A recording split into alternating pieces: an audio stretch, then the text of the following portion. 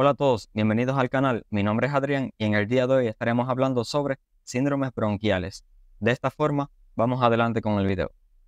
Primeramente, deberíamos definir qué son los síndromes bronquiales. Bueno, los síndromes bronquiales van a englobar un grupo de síndromes cuya característica común va a ser el aumento de la resistencia al paso de aire debido a una obstrucción parcial o completa de la vía respiratoria. Ahora, estos síndromes bronquiales van a incluir 5 síndromes. Primeramente, el síndrome bronquítico agudo, el síndrome bronquítico crónico, el síndrome obstructivo bronquial, el síndrome de asma bronquial y el síndrome bronquiectásico. El síndrome bronquítico agudo, como su nombre indica, se va a caracterizar por una inflamación aguda de la mucosa bronquial. Puede ser debido a causas infecciosas, irritativas, alérgicas y casi siempre se va a acompañar de inflamación de la mucosa traqueal. O sea, estaremos hablando de, en este caso, traqueobronquitis aguda. Ahora, en cuanto al cuadro clínico, va a pasar por dos fases. Va a tener un periodo inicial y un periodo de estado. El periodo inicial se va a caracterizar por cosquilleo faríngeo, tos seca, irritativa, que puede presentar en forma de quintas de tos. La expectoración va a estar ausente o ser escasa. Va a aparecer una molestia gravativa retroesternal. Al expirar aire profundamente, va a dar una sensación de herida o aspereza. Cursa con escasos síntomas generales en este periodo, como malestar general, febrícula o anorexia. Una vez en el periodo de estado, al transcurrir 2 o 3 días, ya la tos va a ser menos molesta, se va a transformar en una tos húmeda, va a aparecer expectoración que va a originar una sensación de bienestar y va a disminuir esa molestia retroesternal que tenía el paciente. Los esputos iniciales van a ser mucosos y transparentes, pero posteriormente se van a tornar mucopurulentos, espesos, de color amarillo verdoso y que se van a expulsar con facilidad. En cuanto a la exploración física, el síndrome bronquítico agudo se va a caracterizar por una infección normal. A la palpación puede aparecer frémito bronquial y las vibraciones vocales generalmente son normales. A la percusión, la sonoridad pulmonar va a ser normal y a la auscultación va a aparecer un murmullo vesicular normal o rudo y característicamente estertores secos, roncos y sibilantes. Además, pueden aparecer estertores subcrepitantes, sobre todo en las bases, y la auscultación de la voz va a ser normal. Ahora, en cuanto a los exámenes complementarios, la radiografía de tórax generalmente es normal, aunque puede aparecer engrosamiento de la trama broncovascular. La principal utilidad de la radiografía de tórax va a ser precisamente descartar otro tipo de patología pulmonar. En cuanto a la semiogénesis y etiología, el síndrome bronquítico agudo se va a producir por 3 mecanismos. O bien va a ser una bronquitis aguda primaria, que va a ser aquella en la cual no existe una lesión respiratoria previa, va a ser poco frecuente y se va a originar generalmente por agentes bacterianos o virales. En el caso de la bronquitis aguda secundaria, la cual es más frecuente, aparece como extensión de una afección local. Es decir, el paciente va a comenzar con síntomas de un resfriado, de una rinofaringitis, de una sinusitis o de una amigdalitis y posteriormente se va a extender a la mucosa bronquial. Además, puede ser debida, en este caso, a una afección general como puede ser el sarampión o la fiebre tifoidea. Además, se puede presentar bronquitis aguda por inhalación de polvos irritantes. En cuanto a la etiología, los virus que producen síndrome bronquítico agudo con mayor frecuencia van a ser el virus sincitial respiratorio, el virus de la influenza y la parainfluenza, el virus Coxsackie y el adenovirus. En cuanto a las causas bacterianas, las bacterias que producen síndrome bronquítico agudo con mayor frecuencia son la Bordetella pertussis, la cual es el agente etiológico de la tosferina, y la Chlamydia pneumoniae y el Mycoplasma pneumoniae, los cuales son agentes etiológicos de neumonías atípicas. En cuanto al síndrome bronquítico crónico, como su nombre indica, este va a estar causado por una inflamación crónica de la mucosa bronquial, a punto de partida ya sea o de factores infecciosos o de factores irritantes. El cuadro clínico va a estar dominado por 3 síntomas fundamentales: la tos, la expectoración y la disnea. La tos va a ser una tos de predominio matinal, productiva y por concepto debe ser una tos que aparece durante 3 meses al año durante al menos 2 años consecutivos. Ahora, la expectoración va a ser mucopurulenta y no fétida, ya que si aparece expectoración fétida con estas características, probablemente se deba más a una bronquiectasia y no a una bronquitis crónica. Ahora, existen algunas formas secas de bronquitis crónicas, las cuales se van a caracterizar por expectoración escasa o incluso puede ser que la expectoración esté ausente. Ahora, la disnea puede ir desde leve durante el episodio de agudización de este síndrome bronquítico crónico hasta una disnea intensa, ya sea de esfuerzo o de reposo. Ahora, en cuanto a la exploración física, el síndrome bronquítico crónico se va a caracterizar por una fase de abotagado azul. Como toda neumopatía crónica hipoxémica, va a cursar con osteoartropatía néumica hipertrofiante y el tórax generalmente es normal, aunque si el síndrome bronquítico crónico se asocia al enfisema en una enfermedad conocida como enfermedad pulmonar obstructiva crónica, en estos casos puede aparecer, por ejemplo, tórax en tonel. Ahora, en cuanto a la palpación, va a aparecer prémito bronquial y las vibraciones vocales van a ser normales o pueden estar disminuidas. La sonoridad pulmonar va a estar normal o aumentada. Y en cuanto a la auscultación, el murmullo vesicular va a ser de carácter rudo o puede estar disminuido y van a aparecer característicamente estertores roncos y sibilantes diseminados. Además pueden aparecer estertores subcrepitantes de burbujas grandes o medianas.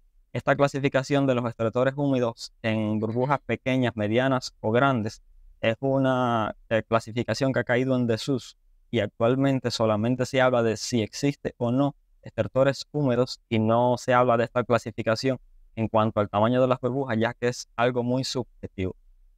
En cuanto a los exámenes complementarios, el síndrome bronquítico crónico, en cuanto a la radiografía de tórax, generalmente es normal, aunque puede aparecer engrosamiento de la trama broncovascular. Su principal utilidad, al igual que en el síndrome bronquítico agudo, va a ser descartar otro tipo de patología pulmonar, aunque si se asocia enfisema pulmonar, como vimos, cuando se asocia a la enfermedad pulmonar obstructiva crónica, se pueden observar en este caso signos radiográficos de enfisema. Ahora, si se asocia a enfermedad pulmonar obstructiva crónica, la prueba funcional respiratoria va a ser el complementario de elección, o sea, la espirometría, la cual va a mostrar un patrón obstructivo, no reversible o solo parcialmente reversible.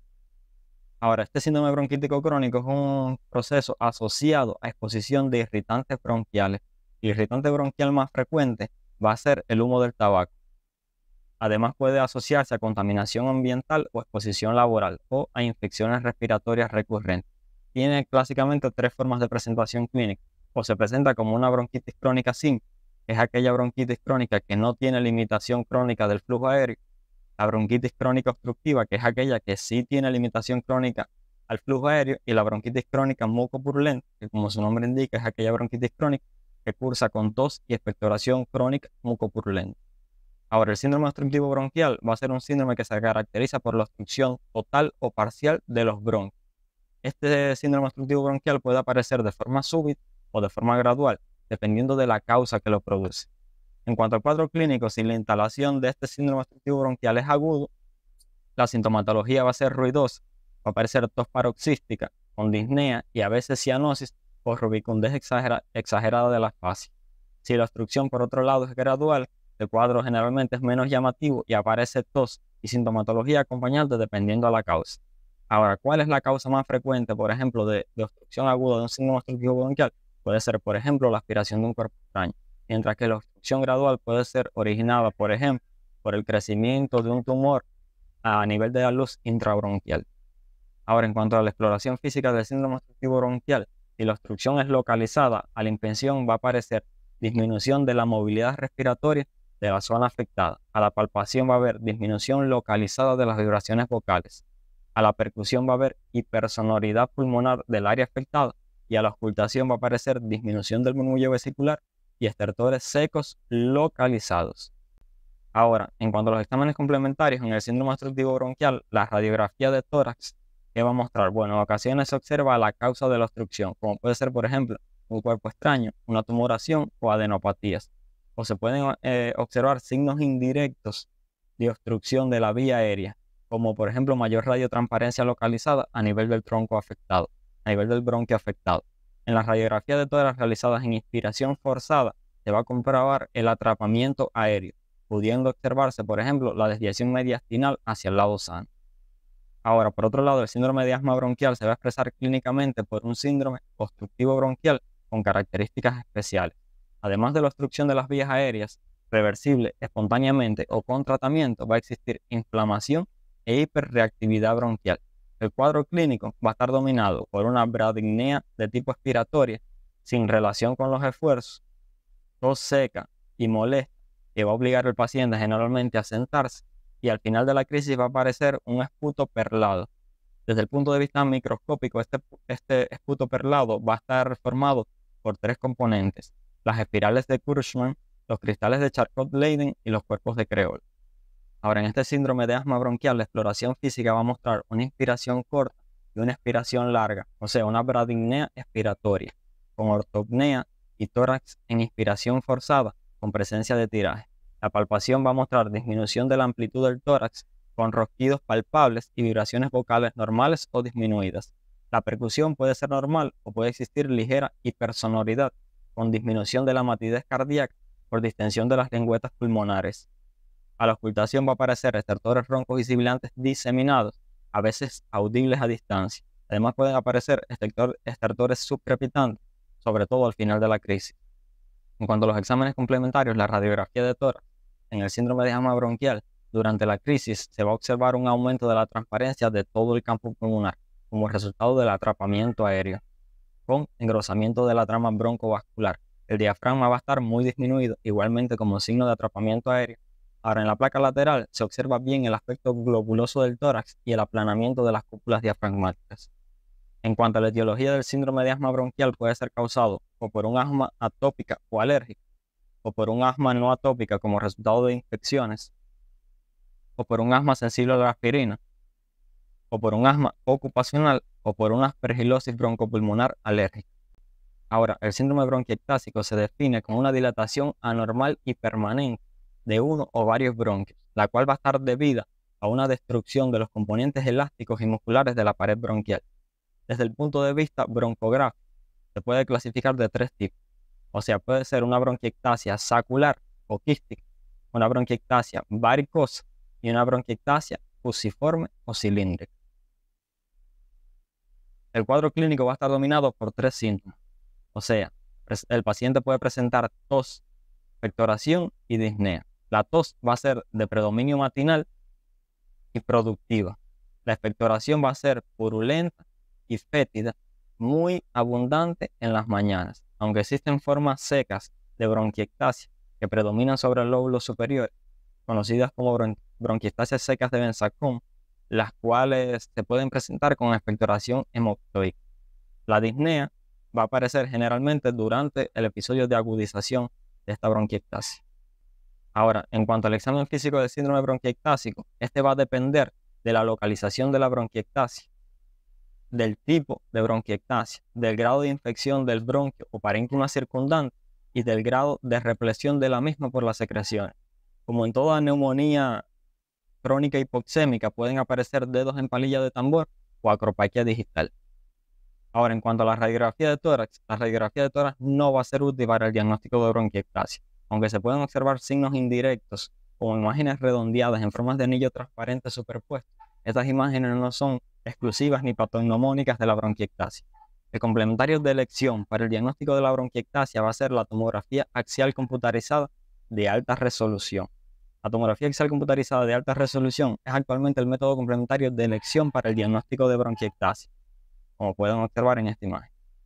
En cuanto a la etiología del síndrome bronquiectásico, la causa más frecuente va a ser la inflamación necrosante, habitualmente de origen infeccioso, asociado o no a factores genéticos, como por ejemplo el denominado síndrome de los cilios inmóviles, el cual incluye el síndrome de Cartagener. Este síndrome de Cartagener va a caracterizarse por una tríada, incluye la bronquiectasia, la sinusitis y el situs inversus. Ahora les voy a dar algunos mensajes para recordar que los van a ayudar a orientarse con respecto a estos síndromes bronquiales. El primero es que todos los síndromes bronquiales van a cursar generalmente con estertores secos, roncos y sibilantes, por lo que su presencia o ausencia no nos va a orientar y nos va a ayudar a diferenciar un síndrome bronquial de otro. El segundo es que la radiografía de tórax no es útil para confirmar ni descartar ningún tipo de síndrome bronquial, ya que normalmente los bronquios no se observan en la radiografía de tórax. El diagnóstico de cualquier tipo de síndrome bronquial va a ser clínico y se va a basar en las características del paciente, o sea, en la edad y los antecedentes y en la presentación clínica. Además, el diagnóstico generalmente va a requerir la confirmación mediante una prueba funcional respiratoria, o sea, una espirometría o una tomografía axial computarizada de alta resolución. Ahora, de esta forma, si tenemos, por ejemplo, un paciente joven con antecedentes de atopia, de rinitis alérgica, eczema atópico que se presenta con disnea después de exponerse al polvo, a sustancias irritantes, al ejercicio físico o a los AINES, esto nos va a orientar hacia un síndrome de asma bronquial, y el cual va a ser confirmado mediante una espirometría, la cual va a mostrar una obstrucción reversible del flujo aéreo. Ahora, si por otro lado tenemos un paciente adulto con antecedentes de ser fumador de larga edad o estar expuesto a la inhalación de polvos o gases irritantes que presenta tos crónica o disnea, esto nos va a orientar hacia un síndrome obstructivo bronquial por una entidad conocida como enfermedad pulmonar obstructiva crónica o EPOC, y esta se va a confirmar por pruebas funcionales respiratorias, o sea, por espirometría, la cual va a mostrar una obstrucción irreversible, a diferencia del asma bronquial, que la obstrucción es reversible. Ahora, si se trata de un paciente joven con antecedentes de salud que comienza con manifestaciones catarrales y luego aparece tos seca, molestia gravativa retroesternal, que se convierte en tos productiva mucopurulenta, bueno, esto nos orienta hacia un síndrome bronquítico agudo, y el diagnóstico va a ser clínico, o sea, no hay ningún examen complementario que nos permita diagnosticar de certeza esta entidad, y los exámenes complementarios van a estar, por tanto, encaminados a descartar otras causas. Ahora, si tenemos un paciente adulto con antecedentes de ser fumador de larga data o estar expuesto a polvos o sustancias irritantes y que se presenta con tos crónica, productiva, durante 3 meses al año, durante 2 años consecutivos, bueno, esto nos permite hacer diagnóstico por definición de síndrome bronquítico crónico. Y si se asocia sobre todo a enfermedad pulmonar obstructiva crónica, la espirometría va a ser el complementario de elección para diagnosticarlo. Ahora, si tenemos por el otro lado un paciente adulto con antecedentes de infecciones respiratorias o neumonías a repetición, o con antecedentes de tuberculosis pulmonar o de enfermedades familiares genéticas que se presenta con tos, con expectoración purulenta y fétida, esto nos va a orientar hacia un síndrome bronquiectásico, el cual vamos a confirmar con una tomografía axial computarizada de alta resolución. Igualmente deberíamos pensar en este mismo diagnóstico si con un paciente con estas mismas características se presenta, por ejemplo, con hemoptisis. Ahora, si tenemos un paciente adulto con antecedentes de ser fumador de larga edad o estar expuesto a inhalación de polvo, que se presenta con tos crónica, con astenia, con anorexia, con pérdida de peso, el examen físico presenta estertores roncos localizados, esto nos orienta hacia un síndrome obstructivo bronquial por un tumor de pulmón. Y este diagnóstico lo vamos a confirmar con la radiografía de tórax, la tomografía axial computarizada de alta resolución y la broncoscopía. Y bueno, hasta aquí el video de síndromes bronquiales. Si tienen alguna duda pueden dejarla en los comentarios. No olviden suscribirse y hasta el próximo video.